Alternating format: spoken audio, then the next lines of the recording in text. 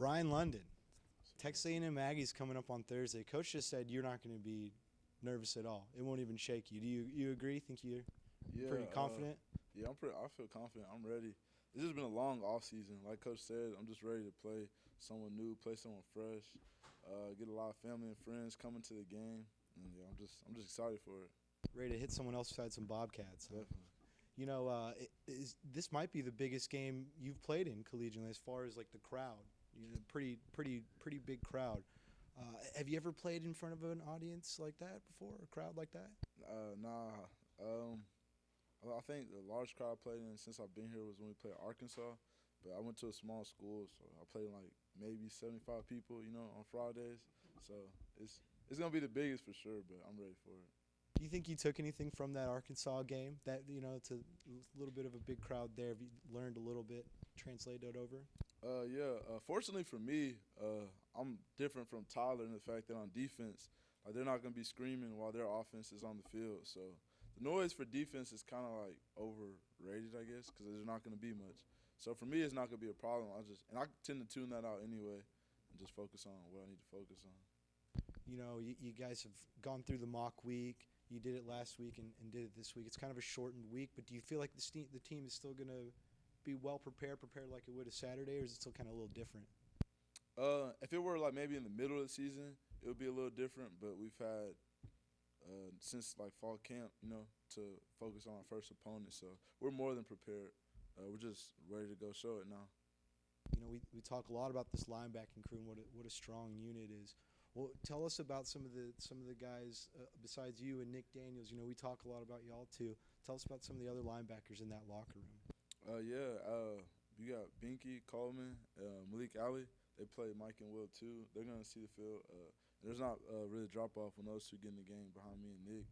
And on the edge, you have Frankie Griffin. You just look at Frankie, he's just like like a specimen. Like he just makes plays. We don't know how he does what he does sometimes, but he makes plays.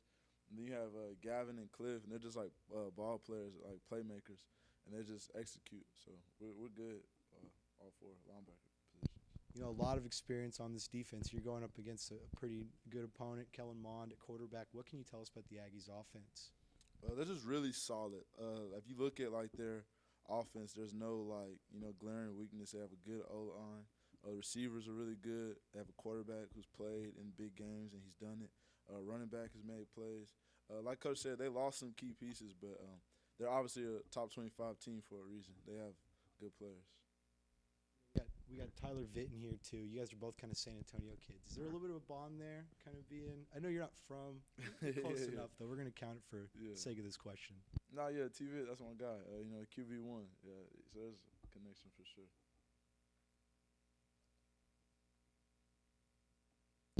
On that note, Brian, the two of you from the greater San Antonio area, we played high school football, and Mon's name came up. He was at San Antonio Reagan before. When you look at San Antonio area high school football, it doesn't get talked enough along with like Houston and Dallas and places like that.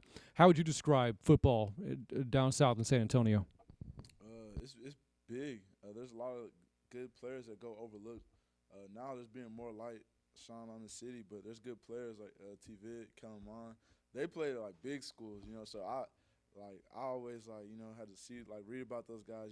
I kind of played in like the slums of San Antonio football. They played in the nice stadiums, had the sold out games and everything. But there's talent for sure, and as you can see between those two, there's talent in the city. I asked Coach this question earlier. What are your thoughts on playing a Power 5 opponent like A&M to start the season as opposed to maybe playing your FCS opponent or a G5 opponent to kick things off? It's good. I mean, you're going to see where you're at, top 25 team in the nation, so it's a challenge. And you have to prepare like it's the biggest game, you've ever played in. So we welcome the challenge to see exactly where we are. Between the crowd noise and the environment and the physicality of A&M, particularly the offensive line and a mobile quarterback so athletic and one like Kellen Mond, just how difficult is it to simulate everything that's going to be in the A&M game throughout practice? It's definitely hard to simulate. They do like different formations. They're big up front, so it's kind of hard to just simulate the speed of what they do things. It's hard. So you just have to really focus in and lock in on film and like emulate it in practice. I gotta ask you on record about the Tony Stewart shirt. Are you a big NASCAR fan? You a Tony Stewart fan? What's I wouldn't say I'm a big NASCAR fan. I've been to a few races. I live in North Carolina, so it was pretty big in North Carolina. Yeah, military family, right? So you moved around a lot. Yeah, and Tony Stewart actually came to my elementary school, so that's probably the most famous person I've ever met.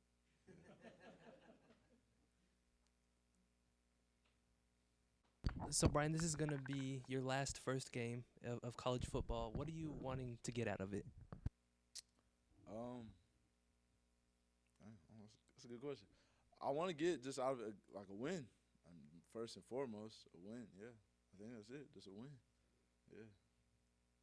You want it to be a successful final season. Oh, definitely. We want to do something that's never been done before in school history and go to a bowl game. Are you confident that could happen with this team and this coaching staff? Oh, most definitely.